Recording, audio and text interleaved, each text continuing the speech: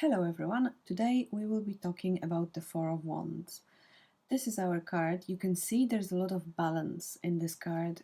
If you compare it to the Two and Three of Wands, this is definitely the most balanced out of the three of them. We are here in our third and last decan of Aries, and this card is Venus in Aries. If you have a look at our decan wheel, we are here, but Venus rules the opposite sign of Libra. This means that Venus is in detriment here in Aries. It should mean that it cannot realize its full potential, but actually here this works very well and there is a balance in this card, and I will explain everything in a moment. We are in the fourth Sephira on the Tree of Life, Hesed. So if you remember our Tree of Life, this is our supernal triangle, but here where we have Hesed, this triangle is called ethical triangle.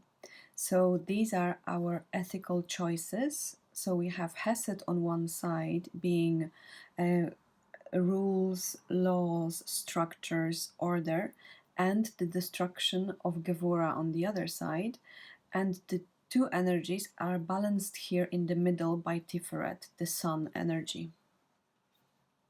And we can see that the balancing energy of Tiferet is here. This is the circle that has this golden yellow color. This is the color of sun.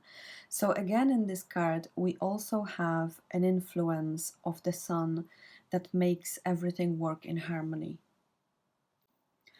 Venus being in detriment here should not work very well, but there's actually a balance of opposites here that we can see in those wands in the middle. So we have four wands that create kind of an eight-spoked wheel.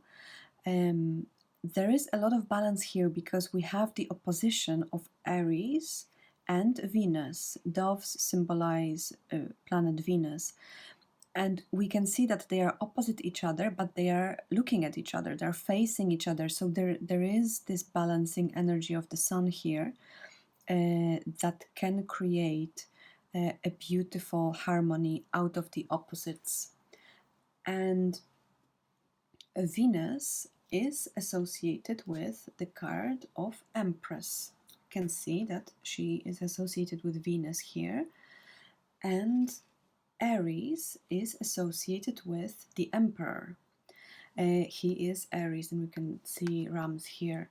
If you look at these cards, I don't know if you'll be able to see, but if you look at these two cards and the card of completion, the Four of Wands, the Four of Wands merges both color palettes of these cards. So we have here in the Four of Wands, we have this lovely harmony of opposing male and female qualities, but again, this is all being harmonized by Tiferet, by the solar energy. This lovely deep green color in the background is associated with both Venus and Aries. Green is usually the color of Venus, but as we can see in the Empress card, this green is brighter here. This deep green reminds me of leaves of little plants. When they start to grow, they have this gorgeous deep green color. So this is the influence of Aries. Aries in the northern hemisphere is the beginning of spring. So this is the time when everything comes to life. And in this card, as you will see in a moment, everything comes to life as well. This wheel that we can see here, this is actually a sun cross. Sun crosses are sometimes represented by just a circle with two lines like this in the middle. But here we have the sun cross where the circle is divided into 8 equal parts. So we have 4 wands creating 8 spokes, and we also have 8 flames here in the middle, but we can see that this energy of fire is very tame here. This is energy being put to good use, and it actually works very harmoniously with our circle here.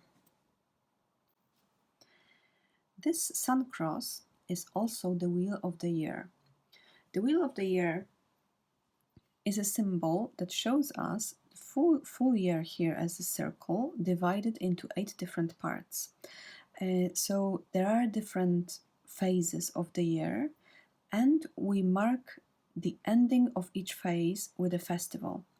So this card is called completion, but this is exactly what it means. So there's a completion of one phase, but immediately after we move to the next one. And this is because we have an influence of Venus here. Venus is quite fast moving planet, so we never stay in one place for too long. But it's important to have this celebration and to mark something in our lives, and then we move to another phase. So these points mark 8 festivals during the year, 8 Sabbats. And if you are interested in this a bit, you will definitely recognize them. I think a lot of people now are going back to celebrating these ancient festivals because those festivals are really beautiful in a way that they are connected with what happens in nature and they are connected with solar events. So they are universal for all of us. It's above any religion, it's above any of our background, and it doesn't matter what country we come from. The festivals might have different names in different cultures, but they are celebrated at the same times. So they might differ slightly, but mostly in Northern Hemisphere, they will be the same in all cultures, although under different names.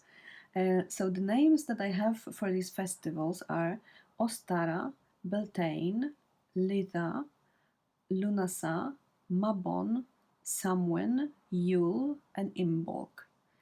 And these are the festivals represented by these points on a wheel, and this wheel is forever turning. So we are forever moving from one part of the year to another. We are forever moving from one part of our life to another. And this is the beautiful harmony that's shown here.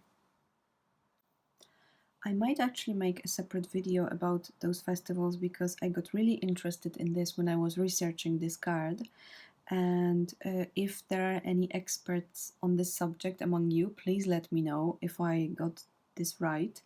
And let me know if you want to see a video about this, because I think it would be really interesting.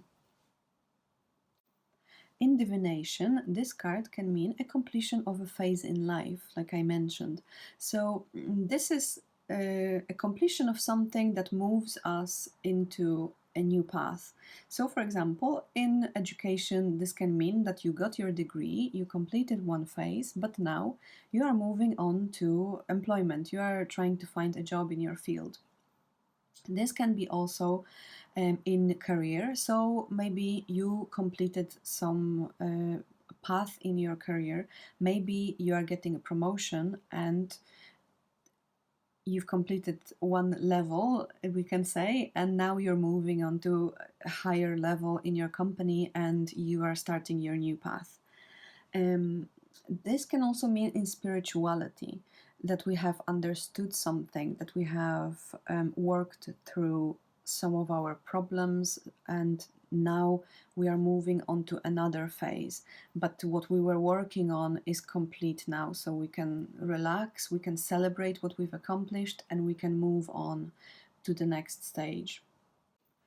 This card can mean a completion of a property deal, for example, a completion of some project in your life. So maybe you were trying to buy a house or you were building a house and you are trying to find out, like, will this ever be completed? Will I be able to do this? And if you get this card, it means that it will all work out. You will get what you were working on. This card can also mean marriage because we have the feminine and masculine energy in harmony here. And we have this energy of the Empress and the Emperor, and they are a couple. So this means that they join together harmoniously, and it can be marriage. It is a completion of a phase in life in a way. This card is also associated with celebrations because we have our 8 festivals here. Um, so it can mean, if you get this in a reading, that you will be invited to a celebration. It can be a wedding, it can be a celebration of some holiday, but usually with this card, this is a family gathering because we have this balance here. So usually there's a lot of people there, it's a bigger event. This card can also symbolize birth if you are doing pregnancy readings. The 3 decans of Aries symbolize 3 trimesters of pregnancy.